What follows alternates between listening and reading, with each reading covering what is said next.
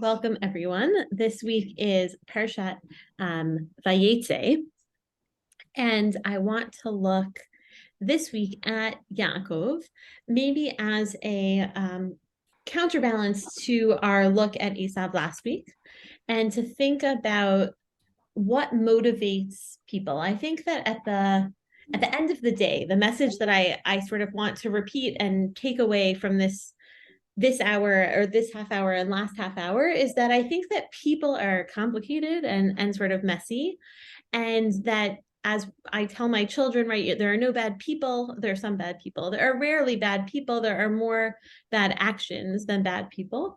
And so I want to look at Yaakov with maybe I'll call it a discerning eye. So I'm going to share the screen.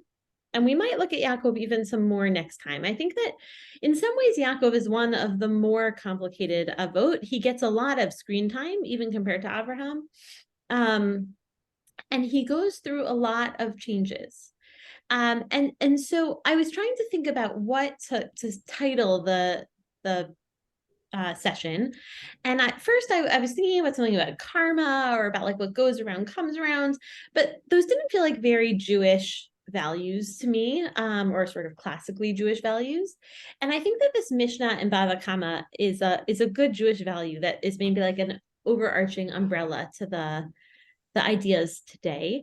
And this is in the Mishnah of Bava Kama, the three Bava tracts. Bava Kama the first, Baba Batra the middle, Baba Metzia the middle, and Baba Batra the last, are all about property law in general. And here we're talking about when is a person responsible for the damage that they cause in the world, in contrast to animals. So mu'ad is to be forewarned. And if your animal does something wrong, the first time he sort of gets a free pass because he's an animal. But once he becomes a shor mu'ad, an ox that is forewarned, different laws apply. But the Mishnah says an adam is mu'ad olam. An adam is always considered to be forewarned. Whether it's shogeg or mazid, whether it's intentional or unintentional, ben ben yashin, whether he's asleep or awake, which is like a super interesting category. Simei et ein chavero v'shiber et kelim, whether he blinds another's eye or he just breaks their vessels. Mishalem nezek shalim, he must pay the full cost. And I think that part of what we see in this week's parsha is we see Yaakov paying the full cost. And we see him paying the full cost of perhaps unintentional damage, or perhaps damage caused like while he was asleep at the wheel, or not thinking clearly, or thinking about one thing and not the other, right? But we see him start to pay for the damage that he's done. And so the first thing maybe to say, but that was just not on the sheet, is right. The first thing is, but Vayetzei, Yaakov has to leave his home in a sort of refugee status, right? Fleeing from Esav, who is threatening to murder him for stealing the Bechor. And that's already paying for the damage that he's done.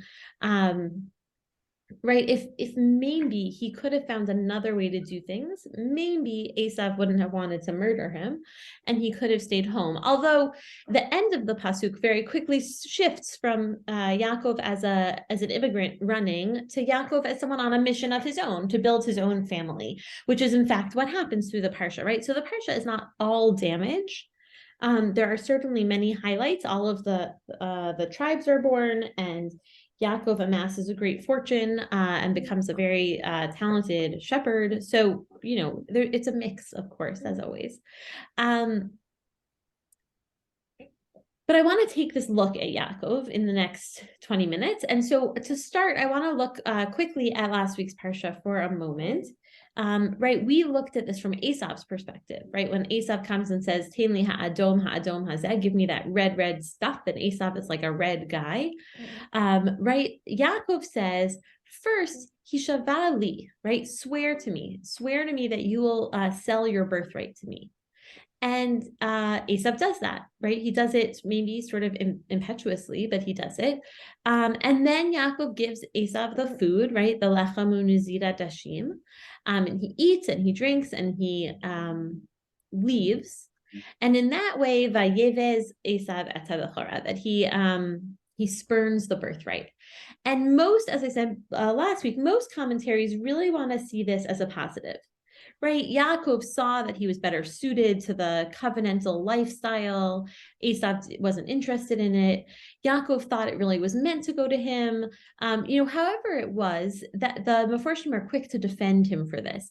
But the Bravanel is one of the few commentaries I could find that was not having it. And I think his critique is not too strong, and it hits home, right? He says, had Jacob been blameless and upright, how could he have dared to tell his older brother to sell him his birthright for a contemptible price such as a bowl of lentil stew?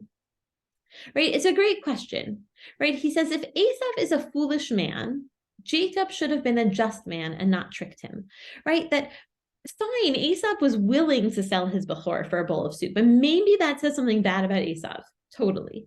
But it also says something bad about Yaakov, that he doesn't say, well, hold on, let's talk about this. This is like an important family meeting to talk about who's going to have the Bechor status in the family. And I'm not going to take advantage of your foolishness here. And so I appreciate that the Bravanel is sort of willing to maybe balance out a little bit to say, look, Yaakov did something that was not nice, right? He tricked Esav here in a not nice way. And in fact, I do think that the Torah itself is telling us that in this week's parsha. So here we have two sentences that we're going to compare. One is from last week's parsha in Yaakov's actions, and one is something that happens to Yaakov, right? So in last week, after Yaakov does the dressing up and the stealing of the Bechor, and Esav comes in and says, I want the Bechor, and Yitzchak says, I already gave your bracha away, right? Esav becomes totally devastated and then wants to have his bracha. And Yitzchak says, but ba'achlicha b'mirma, right? Your brother came with guile, is the way that it is presented here, and took away your blessing, right? And then Yaakov runs away, he sleeps, there's the ladder and the angels, right? A lot sort of happens. He meets Lavan, he falls in love with Rachel, he works for 7 years for Rachel, they have the wedding night, he wakes up in the morning, V'hi boker, v'hinei Leah, and right, Lavan has pulled his famous switch, and it is not Rachel, the woman he was devoted to, that was lying beside him, but Leah. Vayomer el Lavan, ma zot asiti li, right? Yaakov is furious. What is it that you have done to me, Lavan? Right? Halo barachel avadati imach, right? I worked for Rachel, not for Leah. The lama rimitani. And that word rimitani is the same verb. It's interestingly, it's translated slightly differently. Why did you deceive me? But it is the same. It is the same verb as with guile, right? B'mirma. And so it seems like there's a little bit of a parallel here. And that is not just my modern sort of overly critical of Yaakov eye. It is noted in Breshit Rabbah, one of our oldest Meforshim. Oh, you're okay. Sorry. Noam is not pleased with the learning today. Right here in Breshit Rabbah, and I should have cleaned it up a little bit, but if we sort of come to the middle of the page, 3 or 4 lines down, where it says, you know what, I'm going to mute myself for a minute. If someone else would mind reading from right here, that would be amazing, and I will.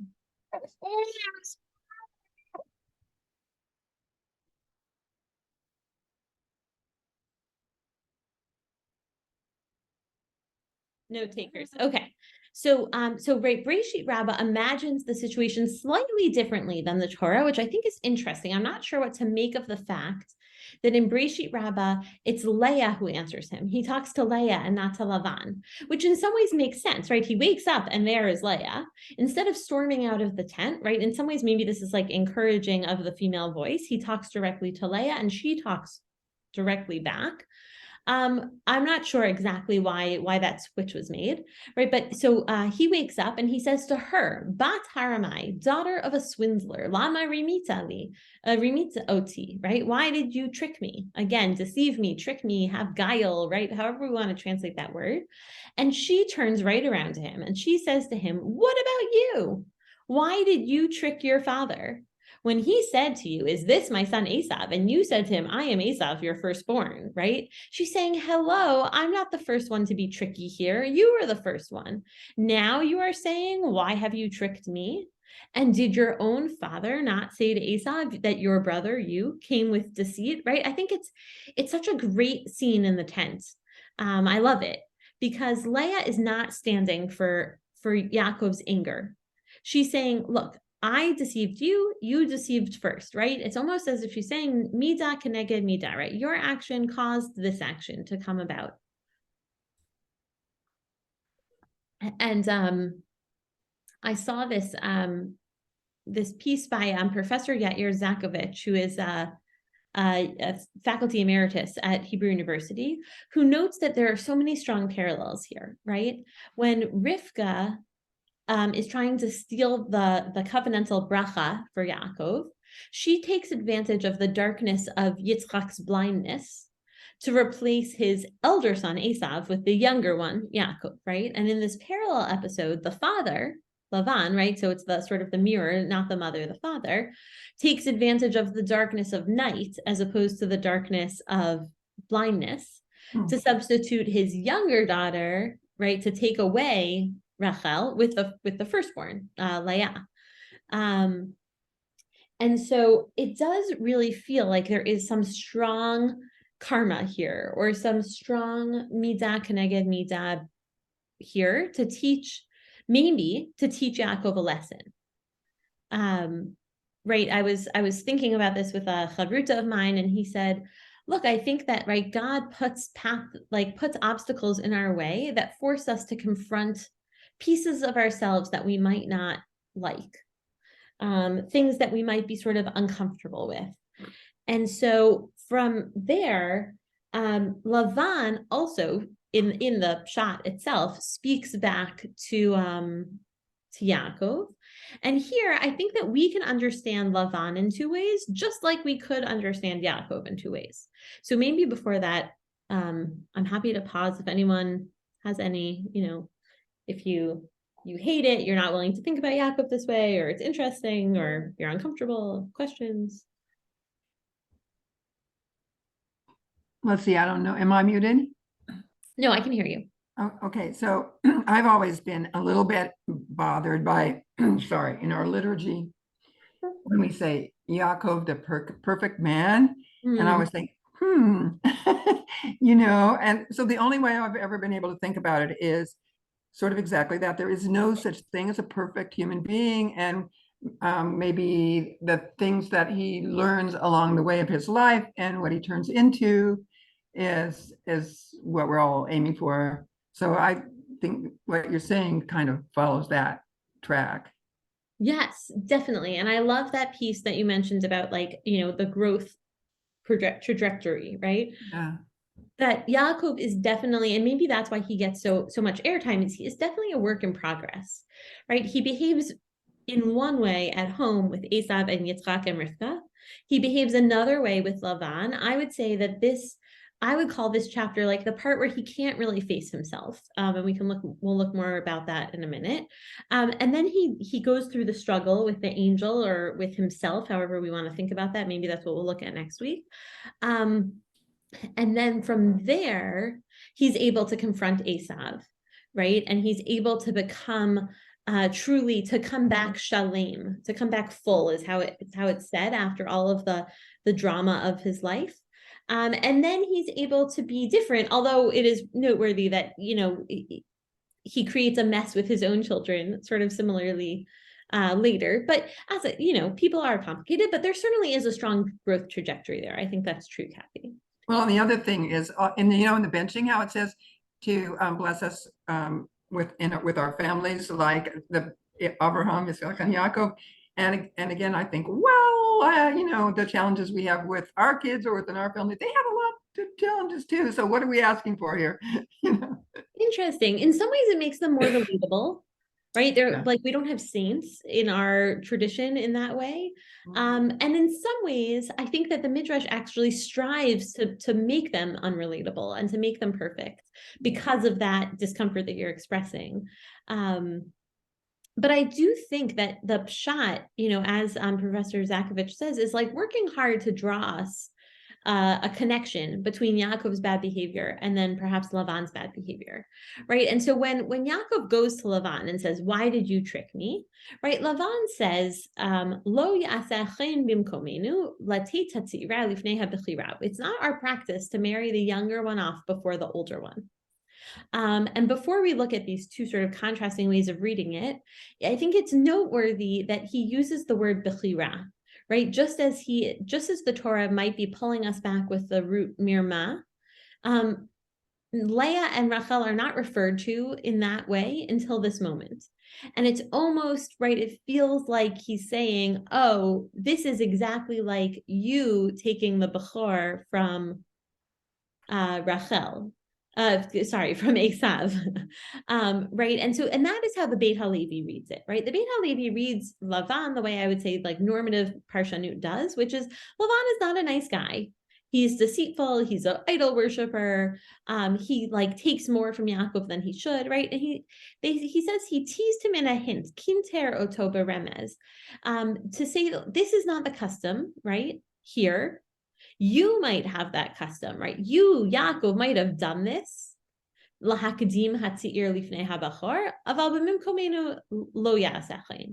He's being harsh. He's saying, Yaakov, look what you did. You deserve this. We behave better than you here in our town. And that's a hard thing to swallow. And I think that Lavan certainly fits the role of bad guy, I think more than Esav might have. But the Malbim answers in a very different way that I think is really interesting to think about it from this other perspective, right? So the Rambam says, he answers, don't think I did this because I want to teach you. I didn't want to give you Rachel, right? Which I would say is like, don't think I did this because I'm trying to be mean, because I'm trying to rub it in your face that you did the wrong thing, right? Or that I want to force you into marrying Leah against your will, right? It seems to be that he's saying this was not meant in an ill-spirited way. And he explains, right, I did this because I actually do want to give you Rachel, but there's this whole sort of complicated song and dance about who works for who, when, and how he would, in Lavan's mind, according to the Malbim, he wouldn't have been able to let Yaakov marry Rachel if he had let someone else marry Leah first. And I'm not sure I truly understand it. And maybe it's like a lot of fast talking and spinning and smoke and mirrors. But I think with the Malbim, how I understood the Malbim is that Lavan was looking out for his children and maybe a tiny bit for Yaakov. And that there's this desire to protect Leah that comes up here, to not embarrass her. And maybe a small desire to make everything sort of work out. And this is the only way Lavan could figure out how to make it all work out. And so what I think right, I think you could look at Yaakov in either way. You could take the Beit HaLevi and apply it to Yaakov. Yaakov tricked his brother and his father in a way that was deceitful and not nice. Or you could look at Yaakov the way the Malbim did. Maybe Yaakov was actually trying to do the right thing. He was trying to arrange the covenantal bracha in the way he knew it was supposed to go. And he didn't know a better way to do that in his life. So the Baal Shem Tov here in Parshat Miketz, not here in our Parsha, he says it is well known, Yadua, Shahayetzer Malbish et atzmo b'mitzvah, that a Yetzer Hara dresses itself up as a mitzvah. Which is to say, right, that when someone transgresses, it's obvious that one will not listen to it. Right? When it says to a person to transgress, right? So your Yetzer Hara, your little devil, is sitting on your shoulder saying, go steal that bechor, or switch your daughters, or who knows, right? Be rude to your mother. Don't answer your sister's phone calls, right? Whatever the things are, your Yetzer Hara is whispering to you. But the Baal Shem Tov, it's beautiful. He thinks no one would listen, right? If you look on your shoulder and you see the little red guy, you're like, no way, I'm not going to listen to him. And therefore, the Yetzer Hara has to be sneaky. It has to act b'mirma. It has to dress itself up in the garb of a mitzvah. Because without this, it would be impossible for a person to ever come to sin. I think it's a beautiful idea. And I think that it really could very well explain both Lavan and Yaakov's behavior, right? That they were not in their minds, the ends justified the means. Yaakov knew he was supposed to be the Bechor. And in fact, God reinforces that at the beginning of this week's Parsha, right? Yaakov was right. He is meant to be the covenantal child. But that does not necessarily justify the way that he went about it, right? And Lavan, maybe he cares a lot about his children and he didn't want to embarrass Leah, which is beautiful. That's a mitzvah, right? But the way that he went about it was such a way that it felt inappropriate. And so I think that if we approach the characters of the increasingly tangled story, right, we're about to see in next week's parsha in even more, or maybe in 2 weeks parshiot, an even more neged midah keneged midah, right? That when Yosef is sold off, the brothers dip his coat in blood to pretend that he has died, right? And the midrash there is very clear. Yaakov fooled Yitzchak with clothes, and so too his children fooled him with clothes, right? That's like a heartbreaking midah keneged midah, that he has to live for so much of his life feeling that he's lost this son that he cares so deeply about. But that the idea that we do these things are only motivated by good, and that we have to be careful not to say, well, I have the right intention, so it doesn't really matter how I achieve my goal, I think is a much kinder read of the mirma, of the deceit that Yaakov engages in and that then Lavan engages in. And as I said earlier, I think that another little Baal Shem Tov chunk here, again from a different parsha, also really describes, once you understand Yaakov as someone who did the wrong thing for the right reason, yeah, that then you can understand why he cannot tolerate living with Lavan, why he gets so angry when he's tricked at the wedding, right? He says, Misha ra'eh shum ra b'chavero ha'inyan hu kamoshe mistakel b'mar'eh. Right, that someone who sees bad in his friends, it's as though he's looking at his own self in the mirror, right? So if your face is dirty, then it will appear so in the mirror as well. And if your face is clean, then it will appear so in the mirror. The way he is, kamo shehu, kach ro'eh, is the way he sees, right? And the way that I think about that in sort of like modern language or psychology, right, is like when you buy a red car, all of a sudden you notice all the red cars in the parking lot, right, or on the street. When you act deceitfully, all of a sudden, everywhere you suspect deceit, right? It becomes like insidious in your head. And so Yaakov acted deceitfully, and then he's paranoid with Lavan. All he can see in Lavan is his own actions playing out against him. He cheated, and then Lavan cheated. And he's so outraged because he wants to be able to take this high moral grounds, and I think that he feels he can't, because all he sees is his own actions reflected through Lavan's actions. And so what I want to suggest is that if we use the Malbim as our guide, which I think is fair, like the real deal, that we can understand that Yaakov might have seen in Lavan what it means to have good intentions but bad process. And that as he moves forward, he works harder on his process with Esav, right? That when he goes to Esav, he sends gifts. He maybe tries to acknowledge that Esav deserves the riches and the wealth, and he gets the covenantal bracha of land and progeny, and that he doesn't need to have Esav's bracha. And that is a process that is respectful and it works out well for him. And that it takes a long time to get there. And that in this week's parsha, we really see Yaakov struggling with the aftermath of his own actions as reflected to him in some of the actions that take place in this week's parsha. So with 1 minute to go, if anyone has questions or thoughts, I am happy to hear them. Otherwise, my bracha is that we only see the most beautiful parts of our friends as mirror reflections of our own good deeds in the world. I say something completely different.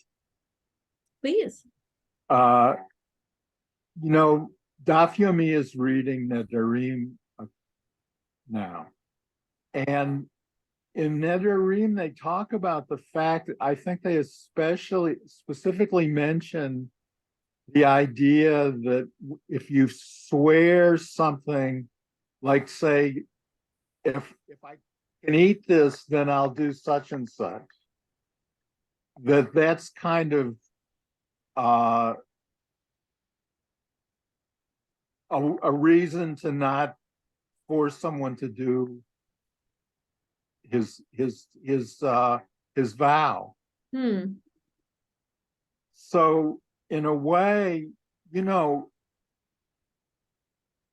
uh, Esav never should have been forced Hmm.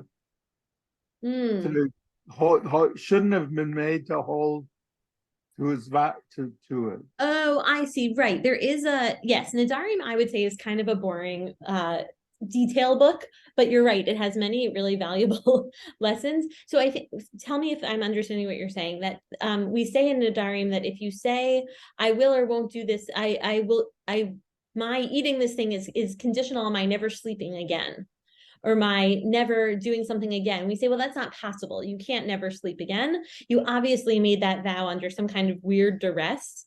And so therefore it's not upheld. And you're saying like Aesop was so hungry that he was willing to make a vow that really shouldn't have been upheld. Exactly, exactly. Yeah, I think that right, that sort of goes towards what the Abravanel is saying, right? That like Esau made a weird, foolish vow, but Yaakov should have been responsible and said, "Hey, that's not really a vow. Let's talk about it again when you're full." And that right, it is that moment that I think is the catalyst for all of the deceit that follows. Right? It's like once you start, it's hard to stop. Right? You get tangled up in the lies and the sort of web of all of that deceitful behavior. Definitely, nice tie-ins from Darium. I like it. I had a thought too, a little bit back to the sheet that we were using here. Mm-hmm. I think the Baal Shem Tov idea is an important one, but I don't think that I would like to be convinced that the exact relevance holds here, because I can really see, I'm talking about the middle one. It's the Yetzer Okay. Hara dressing up as a mitzvah, because, but I like the last one, like if you go from the Malbim to the Baal Shem Tov. But so first of all, it was okay. So they were each saying that there was a mitzvah that they wanted to do. And the problem, of course, you phrased it this way, was the ends don't justify the means, you know. Mm-hmm. Yeah. But I don't think, yeah,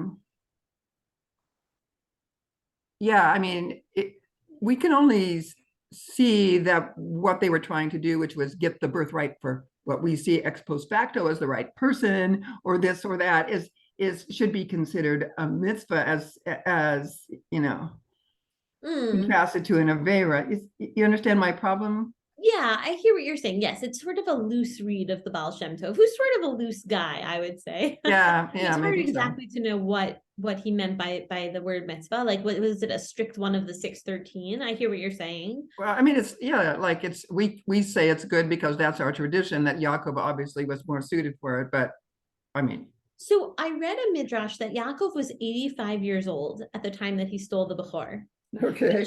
really puts a different sort of light on it, right? If you felt certain that you were the one to best carry out the mission, right? I think actually we see this in family businesses sometimes, right? Like the business is going to pass to one son who's not particularly good at the books or the plumbing or the whatever, right? And the other son feels desperately, or daughter feels desperately, that he or she is the right person to sort of take over that family business. How frustrating is it to sit by and watch the other sibling bungle the thing up, right? Yeah. And so you could imagine, maybe it's not a technical mitzvah, but you could imagine Yaakov sitting there thinking like, my goodness, right? When will I get to achieve this bracha of Eretz and Zerah, of land and progeny? I would be so good at it, right? I would make my father and grandfather proud. And I keep getting passed over for Esau, who's not doing it, right? And so maybe it's not a mitzvah, but maybe thinking about it as like the right course of action. He really felt justified, that it wasn't like greed over wanting a double portion of property, or it wasn't jealousy of his brother. It was truly feeling like he was the right fit for the thing. Mm-hmm. But I hear what you're saying. It's not Yeah, I mean, it's all really complicated. It's, yeah, but yeah. It's a beautiful ending connection that. Thank you. Yeah, the last one is maybe a Yeah, better. yeah. Team Gerber, are you unmuting? Yeah, do you hear me? Yes, I do. Okay. But it's not always the case that the oldest succeeds the youngest. What about David and others in the tradition? Yeah. And in fact, this is the last time that it happens in sort of in a row, right? Reuven does not become the one of the 12 tribes that, right, like Yehuda, I would say, is sort of the leader or acts as the Bechor moving forward. Yeah, I think that, right, we're named after Yehuda, Yehudim. Yeah, and then there are many other, right? We see actually with David HaMelech himself, we see with his children that there's sort of an assumption. I can't remember his name, right? The one with the long hair, the son who is the firstborn, Avner, maybe? Yeah, I think that's right. Something like that, right? And then, they have to step in and say, no, actually, it's going to be someone else. So you're right. It's not an assumption necessarily, but it was the assumption of both Sarah and Rivka, right? Sarah was worried that Yishmael would get the Bechor, and now Rivka is worried that Esav will get the Bechor.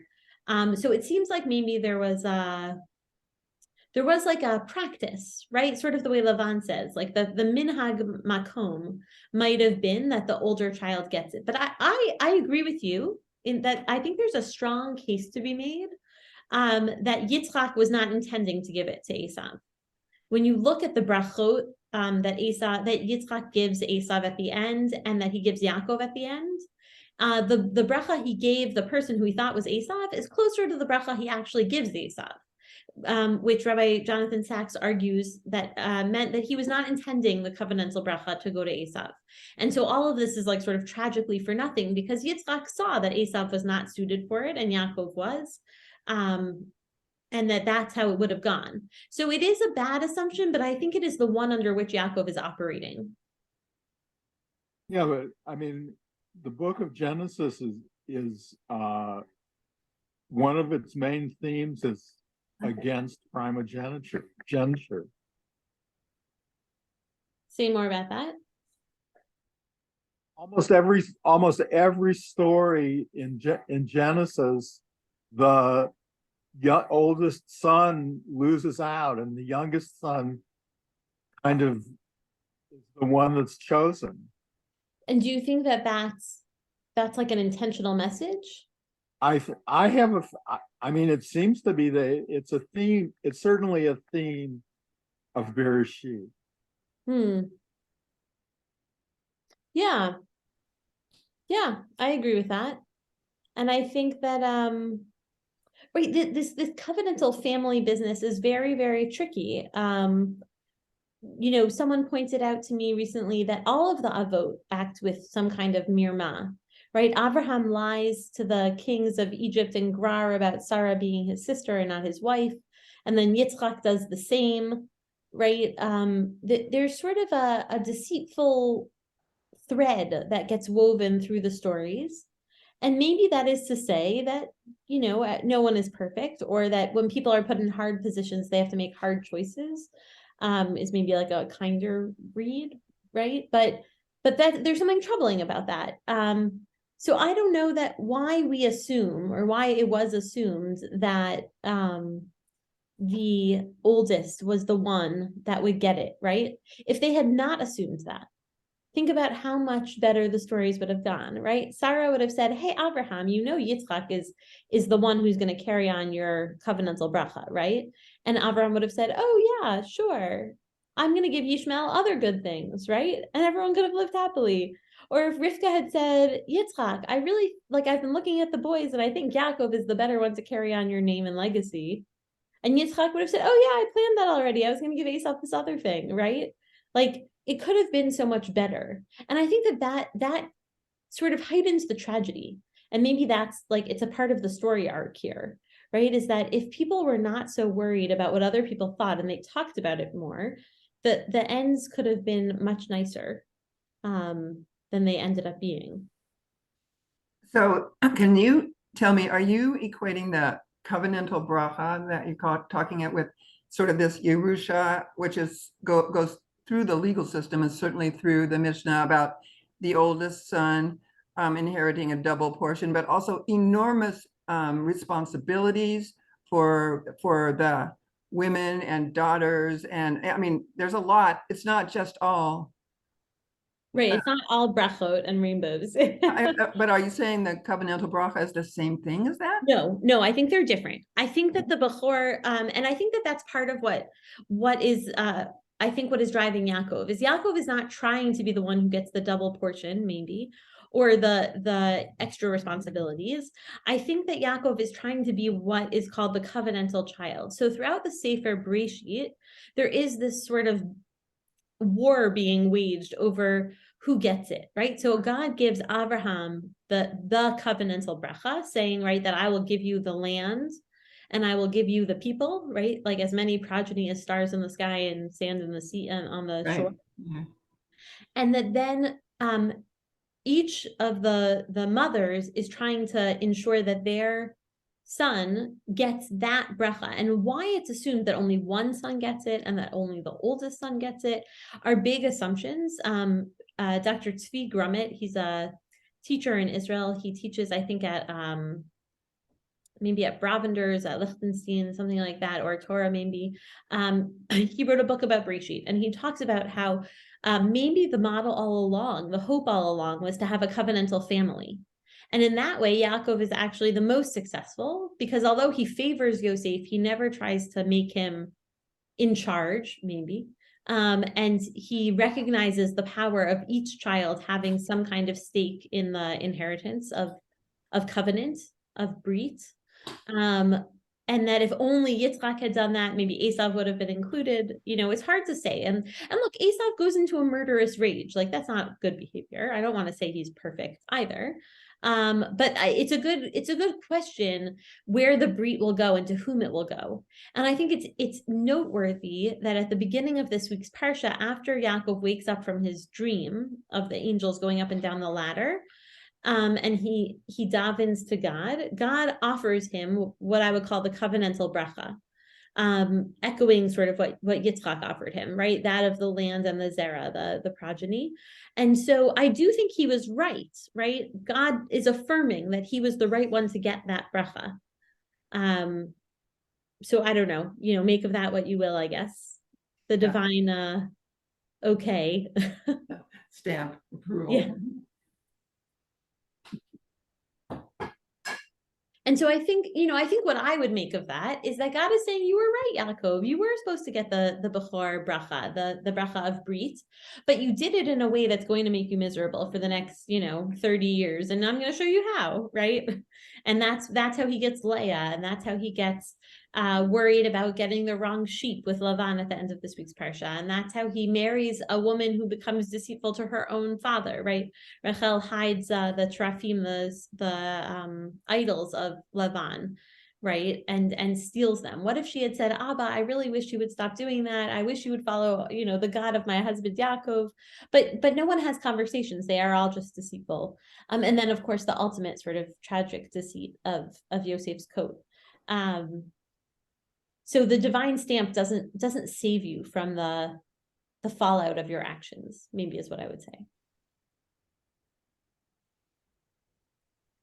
Maybe not such a reassuring conclusion, but I think that in some ways it's very freeing to realize that we don't have to see people as all good or all bad. The Chavruta that I was thinking about the Baal Shem Tov with wrote a blog post last week, and he said, right, few villains dress in black, and few of people ride horses, with white hats on their heads to identify them as the heroes. And so it's hard, right? Deciding when people are bad and when they're good and how they're bad and how they're good is hard.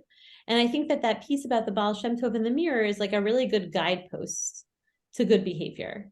You want to be able to look in the mirror of your friend's reflection and see that same like beautiful holiness reflected back in yourself. and that Yaakov struggles to do it, but I think in a lot of ways he manages over the course of the next few parshiot. Maybe we'll keep an eye on that. All right. I'm wishing everyone a good end of your week and a Shabbat Shalom. And I'll see you soon. Thanks. Oh, and you can Thanks. save the date for Hanukkah party. I'll stop the recording.